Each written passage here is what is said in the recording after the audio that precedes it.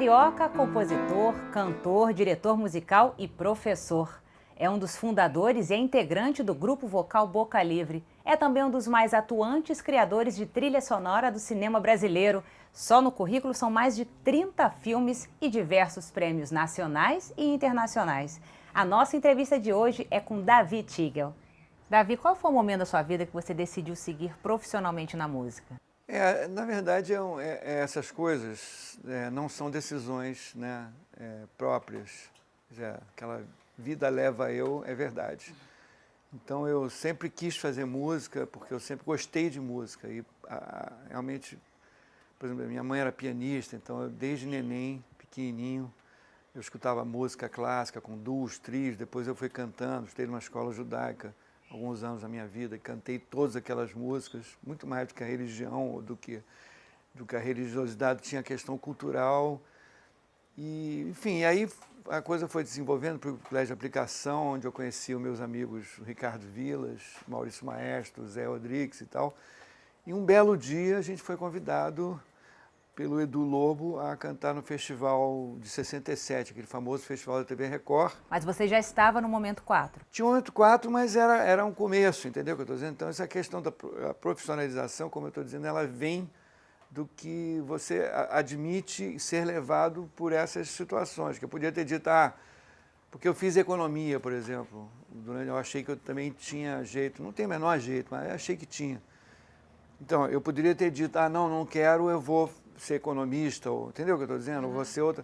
Então, na verdade, a questão da profissionalização ela vem se você se deixa levar por uma determinada intuição, digamos assim, entendeu? E em algum momento aquilo vira um ganha-pão, ou vira, entendeu? Uma forma de você querer, né, seguir com esse projeto. A participação no festival foi um ponto de mudança para o grupo, a participação com o ponteio do Edu Lobo? Na verdade foi, porque significou não só esse contato, né, com um grande público, num dos maiores festivais da música brasileira de todos os tempos, como também significou, digamos, uma carreira de viagens, né, shows com o Edu, né, depois também shows nossos e gravação de um LP naquela época e tal.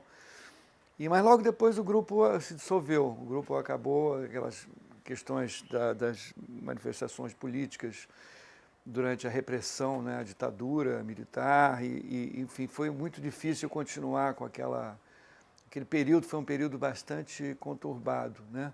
Então o grupo acabou, mas depois eu acabei me reorganizando, com o Maurício fazendo Boca Livre, mas isso já é outra pergunta. Pois é, como é que surgiu o Boca Livre? Então, Boca Livre surgiu porque exatamente nessa questão de profissionalização eu aceitei fazer tudo. Isso quer dizer que eu, durante um certo momento, aceitei, por exemplo, produzir shows no Morro da Urca. O Morro da Urca era um morro. E me convidaram para dar uma amiga minha, para dar um pulo lá em cima e ver o que se podia fazer alguma coisa com aquilo. Eu falei assim, vamos fazer uma casa de música. Isso, eu aposto com vocês que os cariocas vão subir o Morro da Urca para ver show e não só para levar os seus parentes, para ver o Rio de Janeiro. Eles apostaram comigo, a companhia Caminhos Aéreos Pão de Açúcar, e eu ganhei. Então, durante 3 anos, nós botamos 2.000 pessoas por fim de semana, e fizemos uma série chamada Quem Sabe Sobe, na Concha Verde, que depois virou Noites Cariocas, e hoje em dia está aí. Mas E por que eu estou ligando isso? Porque eu obrigava a cada show de alguma estrela importante, nacional ou internacional, a ter uma abertura de um grupo brasileiro desconhecido. E nessa aí, eu conheci o Cláudio Nucci, que era do grupo Semente, e o Zé Renato, do grupo Cantares.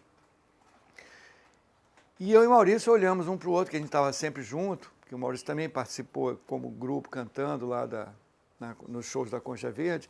Vamos fazer um grupo, vamos sequestrar os dois. A gente fez aquelas propostas indecentes por baixo do pano e começamos a ensaiar. Primeiro por divertimento, aliás, é sempre por divertimento, mas a coisa também se profissionalizou muito rapidamente, porque o próprio Edu Lobo, de novo, né, viu o grupo e enfim, gostou demais e tal, e convidou a gente para gravar o disco dele, Camaleão. E logo depois nos convidou para fazer um projeto Pixinguinha, correndo o Brasil inteiro, E o Boca Livre, então, fez essa participação. Nós tínhamos 4 músicas ensaiadas e bisávamos todas as 4, porque não tinha outra. Então foi um sucesso imediato e o Maurício deu o nome de Boca Livre, porque de tanto que a gente cantava, improvisava, ele falou, pô, isso é Boca Livre. Eu falei, claro, não podia ser outro nome. Então o Boca começou dessa forma, né, e está aí há 33 anos. Por que você se afastou do grupo quando estava no auge, fazendo vários shows nacionais e internacionais? Não, eu fiquei um tempo, na verdade, fora do grupo, né? Eu fiquei uns 8 anos fora do grupo. Quase 10 anos, né? Porque o cinema me chamou. Quer dizer, o cinema, eu dou aulas também, me considero um bom professor, quer dizer, professor no sentido de gostar de dar aulas e gostar que os alunos me superem, o que eu acho que é um requisito básico. Entrei também um pouco em publicidade, quer dizer, trabalhei muito com audiovisual, quer dizer, a imagem, me interessa muito a imagem. Trabalhei em teatro vários anos, com vários grupos pelo Brasil inteiro, grupos importantes, diretores importantes, então eu achei que o Boca Livre era demais naquele momento em que eu já tinha esgotado, digamos, um pedaço da minha carreira ali. Eu gosto sempre de ficar procurando coisas novas, mesmo que o Boca Livre estivesse no auge. E entrou o Fernando Gama no meu lugar, que é um super músico. Mas aí, enfim, há uns 6, 7 anos atrás, o grupo me chamou de novo, chamou o Zé disse que só vinha se eu viesse também. Aí eu, de novo, abri um espaço para o Boca Livre fazer parte da minha vida. E a sua primeira experiência foi com teatro ou com cinema? A primeira experiência foi com teatro. Como é que foi essa primeira criação junto com a imagem? Em teatro, você está entendendo? Bom, eu trabalhei com vários grupos, com a Maria Clara Machado, com o Sérgio Brito, com o Ilo Krugli, no grupo Vento Forte, e todas elas vieram meio junto. Tem uma coisa engraçada, que a minha mãe, pianista, num certo momento lá, eu tinha, sei lá, 8 anos de idade, ela tocou piano numa peça chamada Cavalinho Azul, da Maria Clara Machado, e ela me levava para trás das cortinas, né, para ver como era o teatro por dentro. E eu fiquei absolutamente encantado e falei, eu quero fazer isso na minha vida, né? Isso é uma das coisas que eu quero fazer. Música e cena, música e figurino, música, enfim, atores e texto e imagem, né, de uma forma geral. Então aquilo ficou muito marcado, né? No momento em que eu pude exatamente parar o Momento 4, naqueles final dos anos 60, começo dos anos 70, eu fui exatamente procurar outras situações em que eu pudesse estudar mais a música com relação às outras artes. Então eu comecei a fazer experiências, aí montei várias peças do teatro do Sérgio Brito, né? Do Teatro dos Quatro, fiz 4 peças importantíssimas lá com eles, também ganhei vários prêmios. E aí foi Maria Clara Machado e, por último, o Vento Forte. Eu fiquei quase que morando com eles em São Paulo. Fizemos um grupo muito importante, me ensinou muita coisa na minha vida, que eu uso até hoje. E o cinema veio como consequência disso. Quer dizer, eu comecei a procurar espaço, lugar, mandar fita, cassete, naquela época, para todo mundo. Olha, eu posso fazer, eu quero fazer. Não é? E qual foi seu primeiro filme? O meu primeiro filme foi O Espelho de Carne, do Antônio Carlos Fontoura, de quem eu sou muito amigo até hoje. E logo depois veio O Homem da Capa Preta, com Sérgio Rezende. E eu ganhei logo um Kikito. Eu estava comentando aqui, um Kikito preto de madeira, depois mudou. Porque acho que eu considero o Kikito uma arma para você se defender de assalto, né? Então o Kikito de metal é uma arma muito mais poderosa. Mas eu ganhei esse Kikito e tal, e aí realmente foi uma abertura de mercado. Eu disse, bom, tem um compositor novo aí na história. E era uma época também que o cinema ainda está, mas estava com muita dificuldade de ter orçamento específico para música, era difícil gravar com muitos músicos, você tinha que botar teclados né, e os cinemas também não estavam muito aparelhados para reproduzir uma boa música. Quer dizer, a música não fazia muito parte, digamos assim, do som do cinema de uma forma mais global, mais geral. Era tudo deficiente, né? E a gente tem uma coisa no Brasil muito engraçada, que a gente se acostumou a ver filme lendo a legenda. Então a gente nunca se preocupou muito com o som de cinema. Né? Você vê um filme italiano, um filme americano, hollywoodiano, você vai ler a legenda. Então, quando você foi obrigado a escutar o que os atores estão falando, os personagens, aí você começou a dizer, pô, o som está horrível. E está mesmo. Tanto na parte da feitura, quer dizer, na tecnologia de você imprimir isso na película, quanto da reprodução no cinema, nos cinemas propriamente ditos. Então, Aí aconteceram várias revoluções em várias épocas, chegar hoje você tem uma qualidade muito melhor. Mas enfim, mas a mim me importava, né, essa questão de trabalhar a imagem e sobretudo de entender, que é uma coisa que eu ensino até hoje, né, e pratico também, né, como você não vai a um cinema para ouvir um CD que você fez, quer dizer, porque a qualquer momento um cachorro vai latir e esse cachorro é muito mais importante do que a música que você fez para um casal que esteja se separando, né, e tem um cachorro vira-lata lá fora e aquilo pode ser considerado um prenúncio dramatúrgico, né, de que a situação do casal não vai bem, por exemplo. Né, então o diretor vai escolher o cachorro. Então o músico precisa entender, se o músico não entender isso, que ele trabalha na trilha sonora, diálogos, ruídos e música, e não só música, ele não vai conseguir fazer um bom trabalho.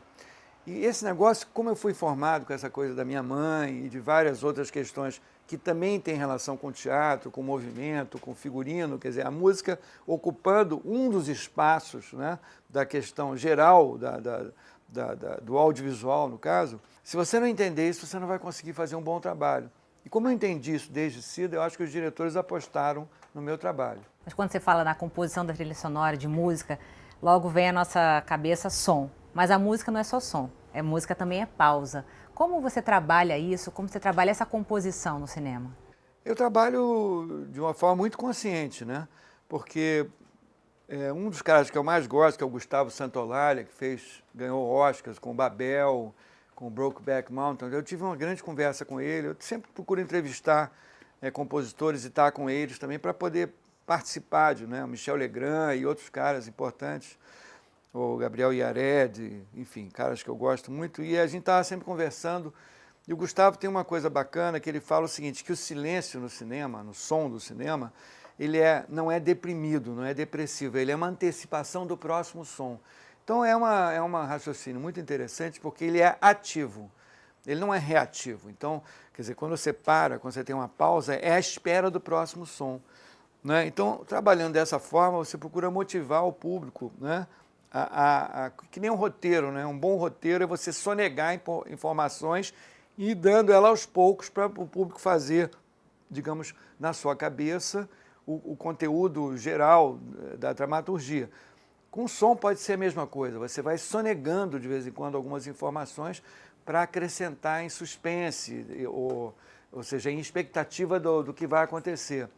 Então essa é uma das coisas que eu aprendi, que eu procuro trabalhar com muita parcimônia, né? Por exemplo, você não precisa entrar com toda uma orquestra, você pode entrar, por exemplo, com uma flauta que pode completar com outras sonoridades, com diálogos e alguns ruídos, uma orquestra completa, não formada só de música, né? Esse é o segredo, né? Essa orquestra completa é formada de diálogos, ruídos e música.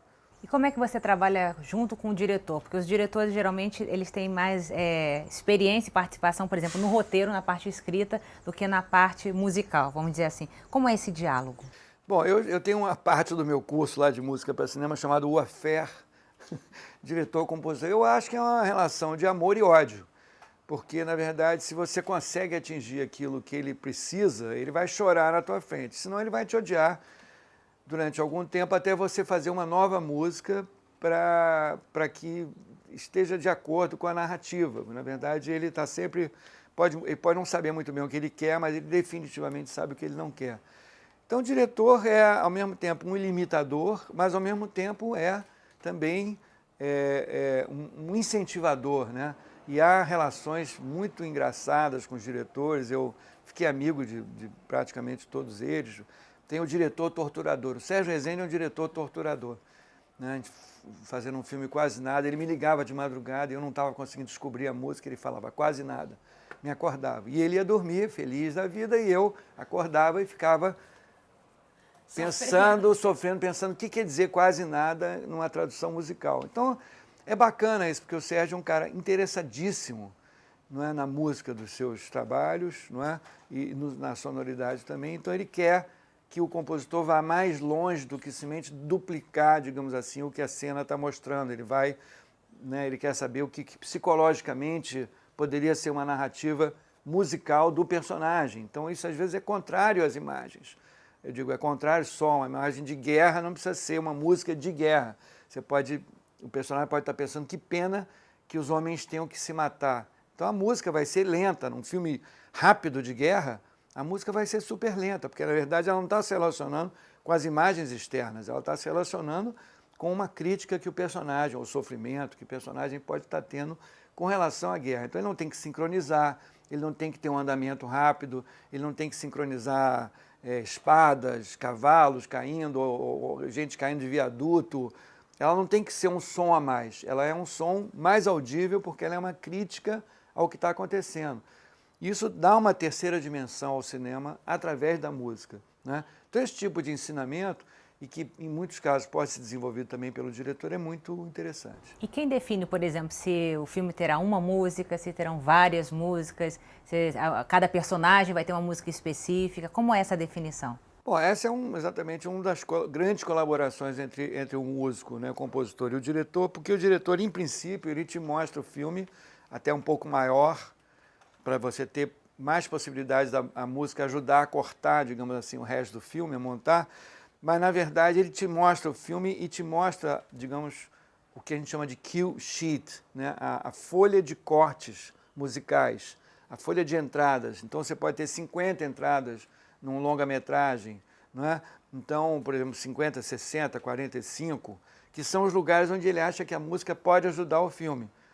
Mas é claro que parte dessa música pode ser também um registro de um fonograma da Elis Regina cantando Tom Jobim com Vinícius de Moraes num momento histórico, digamos assim, do filme.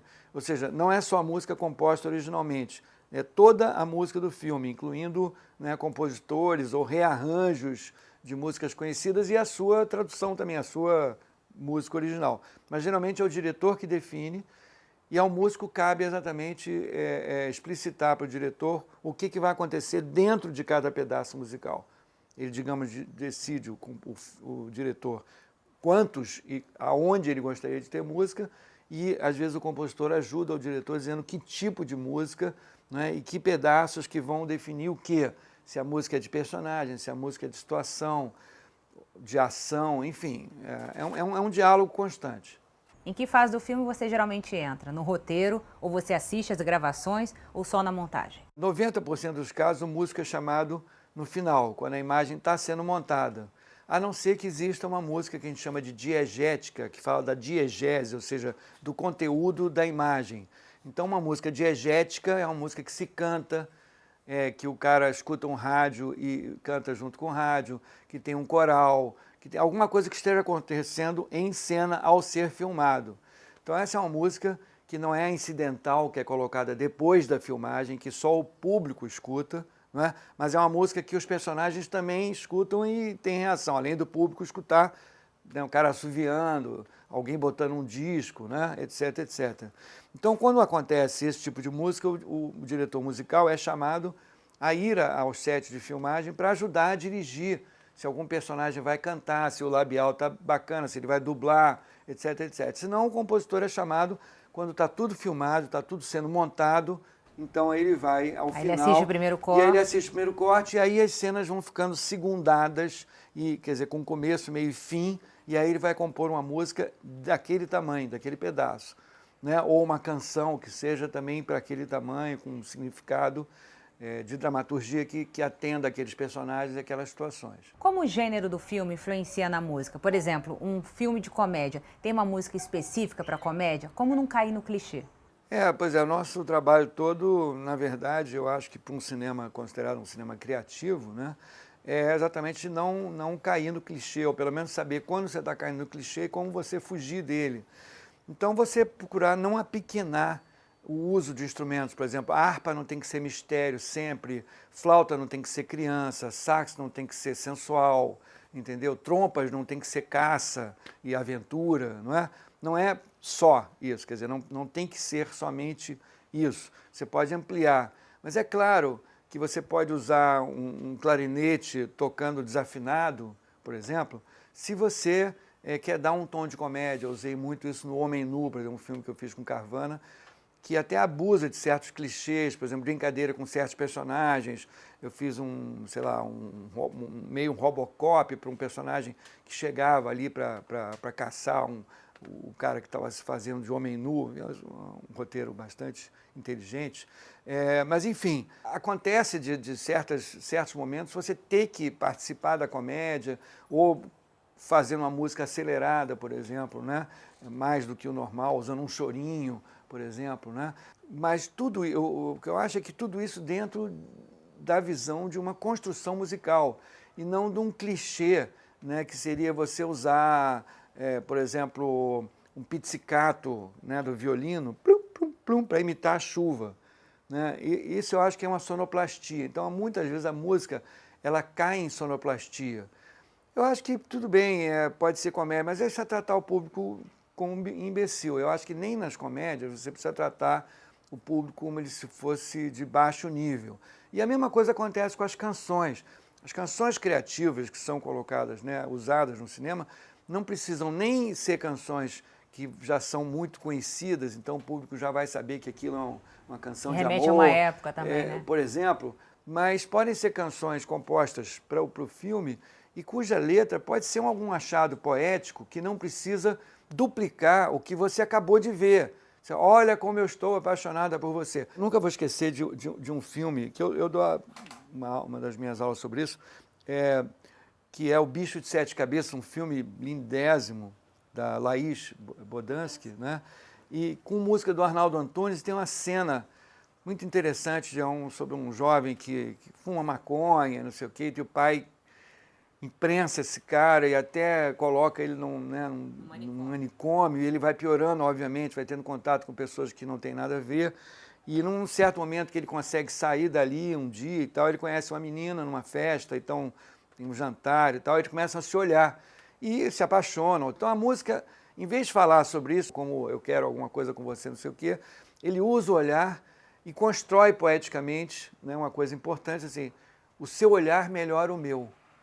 Então o público ganha não só uma canção, como ele ganha uma construção poética em que o olhar, que é filmado pela Laís, se transforma num mote poético para você seguir a cena e mostrar a atração dos dois pelo olhar, né? Ou usando o olhar. Então é de uma generosidade, eu digo, né, com o público, que ninguém está tratando ali ninguém como um imbecil, quer dizer, ninguém está tratando a música como só uma consequência. A música não está sendo uma bengala para você apoiar, entendeu, a dramaturgia de ninguém. Ela está sendo considerada, e a música no caso, e a poesia, não é? A literatura, estão sendo usadas para você criar momentos maravilhosos do cinema, como esse, né, em que todo mundo vai sair enlevado e vai sair mais cheio, digamos assim. No documentário, a criação é diferente? Por exemplo, a música precisa retratar o local, a realidade, ou tem espaço um pouco para esse fluir do artista? Bom, essa é uma ótima pergunta, né? Porque eu estou sempre me batendo com isso extensamente e inclusive com aulas para documentaristas, dizendo o seguinte, quer dizer, você não tem que... A música incidental, quer dizer, a música que o público vai ouvir e que reflete a sua ideia do documentarista, quer dizer, a sua ideia do diretor ou quer dizer, do roteirista de documentário a respeito do assunto, ela não precisa duplicar o assunto. Quer dizer, então você está no Crato, a música não precisa ser uma música de pífanos, entendeu? Apesar de poder passar um grupo tocando e ali você vai filmar porque eles fazem parte do documento. Mas a música documental, quer dizer, a música do documentário, ela pode estar criticando a seca, a verba pública gasta não sei aonde, o que for, entendeu? Então ela não vai ter necessariamente, aí novamente, uma imbecilização do espectador, quer dizer, ela não tem que duplicar aquilo que você já sabe que é, não é? Então você pode, eu sugiro usar um piano, quer dizer, definitivamente, eu sugiro usar um instrumento que você não vai encontrar ali. Isso acontece... na minha vida aconteceu em vários e vários filmes de ficção e também documentários. E eu cito um recente filme da Ana Penido e do David, esqueci o nome do David agora, o sobrenome, mas enfim, também esqueci o nome do filme, caraca, então eu não vou me lembrar. Mas enfim, é um documentário exibido, passado na Maré, com o projeto do Ivaldo Bertazzo, que é um projeto maravilhoso, a respeito, né, da formação de um grupo de dança com os meninos e as meninas da Maré, que é genial. Então a primeira coisa que eles fazem, que é absolutamente genial, é pegar um músico indiano e uma dançarina indiana, uma pessoa que dança, e ensinaram para essas crianças a usar a mão. Essas crianças só usavam isso aqui, porque até para uma coisa de sensualidade, né? Sexualidade, que é exagerada na música funk, por exemplo, e tal. E, na verdade, o pessoal da Maré passou um mês trabalhando como se a mão existe. Isso aqui existe. Então, como eles incorporaram a mão ao movimento deles, que era só um, e como isso trouxe uma outra possibilidade para todos eles de exibir e trabalhar o seu corpo e a sua expressão. E nunca me esqueço que a música desse documentário, a abertura, era Avenida Brasil, A Maré e uma música indiana. Para abrir o quê? O resultado deste filme, cuja concepção naquele momento era de um casal de indianos, não ensinando nada a ninguém, mas mostrando outra possibilidade de trabalhar, outra possibilidade de fazer uma ligação horizontal entre aquilo que eles já sabiam fazer e uma outra possibilidade do fazer. O resultado é arrasador, absolutamente sensacional. Um outro documentário maravilhoso sobre o Caetano Veloso, Coração Vagabundo. Eu esqueci o nome do diretor, e na hora que ele canta Terra, ele está numa excursão no Japão, né? Aquela música maravilhosa, né? Terra, terra, por mais distante, o errante navegante, quem jamais a esqueceria. Eles vão mostrar a Terra e encontram uma lanterna japonesa, que estava lá. Quer dizer, documentalmente, você está mostrando a lanterna japonesa com características de terra. Então você não mostrou nem a terra e nem você fez uma música japonesa para ilustrar a lanterna japonesa. Ou seja, esses cruzamentos que são, entendeu o que eu estou dizendo? Diegéticos, como eu tinha explicado, quer dizer, são de música que estaria acontecendo lá, com o que não está acontecendo incidentalmente, quer dizer, o que você pensa sobre a música do filme, ou o que pensa sobre o filme, esses cruzamentos no documentário, eles são absolutamente geniais, né? E fazem novamente com que o público tenha um salto de qualidade ao poder observar uma coisa e pensar outra. E esse pensamento é o pensamento do diretor, evidentemente. Qual foi o seu trabalho mais difícil no cinema? Bom, tem trabalhos difíceis que resultam, né, em muita alegria, né? E tem trabalhos difíceis que te cansam muito e claro que eu sou uma pessoa que trabalha muito, então eu não me satisfaço com pouco, não quer dizer que eu sempre estou contente com o trabalho ou que o trabalho seja bom, mas eu sou turrão, eu acho que não tem outra maneira de trabalhar, eu sempre recomeço, até colocando aqui um assunto, uma pessoa, um amigo meu me escreveu lá de Campinas, o Thiago Gobet Espada, que ele fez durante 3 anos uma tese de mestrado sobre o meu trabalho. Fiquei muito encantado. E no final ele falou, eu agora descobri como você faz música para cinema. Eu falei assim, então me ensina, porque eu não tenho a menor ideia de como isso acontece. Porque, voltando à sua pergunta, quer dizer, eu sempre começo do zero, eu sempre me sinto uma criança total, sem saber método nem de onde começar, porque é contar uma história, né? Então, por exemplo, um filme que eu fiz com José Joffre, que é um filme super interessante, Quem Matou Pichote, que é sobre aquele menino que fez o Pichote, depois morreu porque ele não conseguia falar os textos das novelas, saiu fora do mercado e continuou a roubar rádios de carro e foi morto pela polícia. Então, é um filme cansativo porque a sua música tem que valorizar a morte desse menino. Valorizar tanto que todo mundo vai jurar que aquela cena é verdade, inclusive você. E como eu sou um cara que caio em todas, aliás, por isso é que eu acho que eu tenho condição de fazer música para cinema, porque eu sou um boboca que caio em todas as histórias. Então, aquilo foi muito cansativo. Eu tive que abandonar o filme durante um mês, porque eu não estava conseguindo. Até pedi para o Maurício Maestro também trabalhar comigo, fazer uma parte do filme, que eu estava assim, exausto. Então, foi há momentos muito difíceis em trabalhar para a dramaturgia, principalmente algum nível de documental ou de documentário, em que você trabalha para transformar aquilo em realidade, né? Então, todos os filmes são difíceis, mas alguns filmes são mais difíceis, no sentido de que você se diverte, mas para fazer alguma coisa que vai te pesar muito a barra, vai te pesar a vida, vai né, vai fazer com que você tenha uma tristeza que eu acho que vale, quer dizer, é parte do trabalho, mas ela cansa, é uma coisa cansativa. Qual a importância para você de poder passar a sua experiência e lecionar? Então, essa é uma importância muito grande. Primeiro porque ninguém, eu acho que muito pouca gente no Brasil tem a mais vaga ideia da utilização, da utilidade que pode ter uma trilha musical dentro da trilha sonora e dentro de uma dramaturgia, né, visual, narrativa ou até não narrativa. Então eu tenho feito durante já, sei lá, quase 30 anos, 20 e tantos anos, trabalhos com músicos e com não músicos, quer dizer, com pessoas que estão no cinema, estão no jornalismo, na publicidade, para alertar essas pessoas, pelo menos aquilo que eu acho, obviamente, pode não ser verdade, mas eu acho, né, sobre essas questões que a gente tem conversado, sobre a música documental, a música para documentário, não é?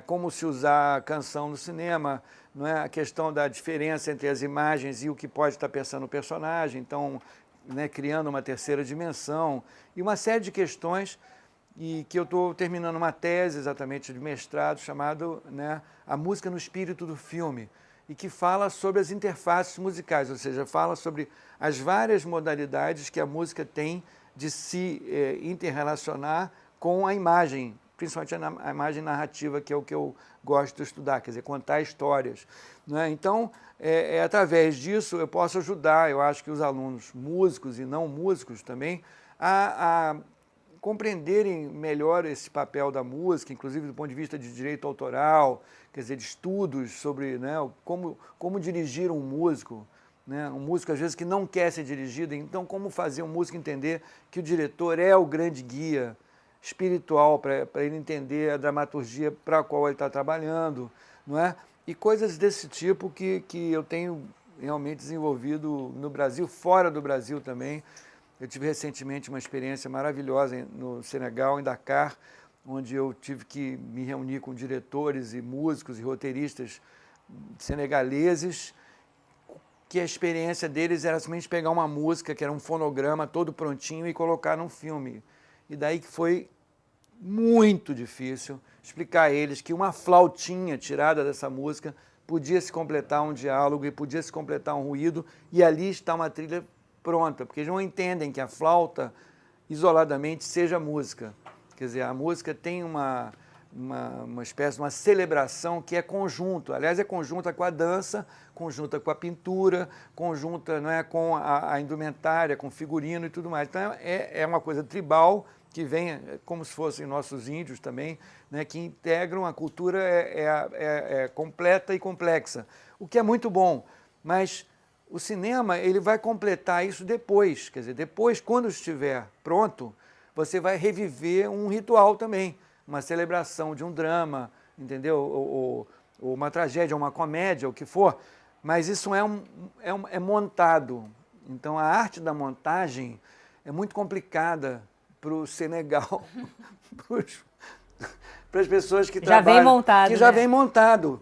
Então eu arrebanhei nos 2 primeiros dias inimigos que queriam me matar, que além disso eu tenho origem belga, imagina, judaica, e sou músico e sou fluminense, o que são 4 coisas muito complicadas, né? E os senegaleses queriam acabar comigo. Mas depois do 3º dia, a maioria deles virou amicíssima e totalmente seguidora das minhas ideias. O último foi um professor do Conservatório de Música de Dakar, que declarou que não estava entendendo nada do que eu estava dizendo, que eu não disse para ele em nenhum momento que música que eu tinha que usar para um filme triste e que música que eu tinha que usar para um filme alegre, que ele se recusava a continuar assistindo o meu curso. Aí os amigos dele obrigaram ele a ficar até a última aula, e ele no final, eu tenho uma foto que eu escrevi na minha tese de uma monografia de especialização em música pós. Eu botei essa foto dele me agradecendo e dizendo que ele ia usar aquilo no conservatório. Eu falei, yes! Falei, consegui ganhar um cara, pelo menos, entendeu? E esse cara acabou sendo meu amigo. Mas eu estou dizendo, essas questões são questões complicadas, porque, né, o que eu acho que eu posso contribuir como professor é nessa questão de você ajudar a compreender e numa outra questão deles poderem me ultrapassar. Quer dizer, vários músicos que eu dou aula em vários lugares, fazem trabalhos que eu digo, pô, eu jamais poderia fazer isso. E digo isso com alegria, porque fui eu, primeiro, foi porque eu falei algumas coisas e mostrei alguns exercícios e algumas questões é que eles puderam fazer isso. E segundo, que bom que as pessoas possam ultrapassar as outras, possam propor outras alternativas, outras saídas, que é claro que eu não podia fazer. Pois se eu dou, por exemplo, um determinado filme de 1 minuto e meio para uma turma de 30 alunos, eu vou ter 30 respostas diferentes para essa questão.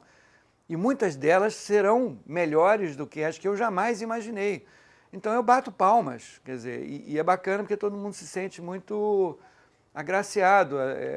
Tem que ser generoso também com isso, mas não é uma generosidade porque eu sou bom, eu não sou uma pessoa boa, eu sou uma pessoa que reconhece o talento nas outras. Hoje você é uma referência para os seus alunos, mas quando você começou, essa profissão era quase inexistente.